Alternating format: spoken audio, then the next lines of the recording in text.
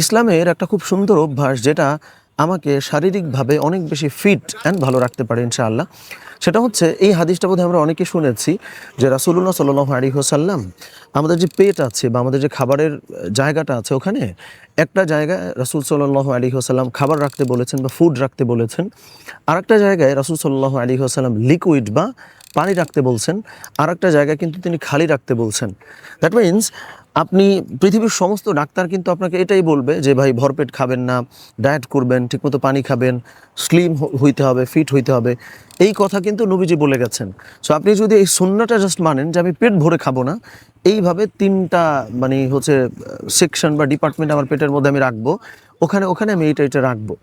ফলে ডাক্তারের কথা না শুনে নবীর কথা যদি শোনেন, এক তো সুন্নত আদায় করে সব হচ্ছে, ২ নম্বরে হচ্ছে ফিজিক্যালিও আপনি অনেক বেশি ভালো থাকছেন ইনশাআল্লাহ। তো এই চেষ্টাটা আমরা করব।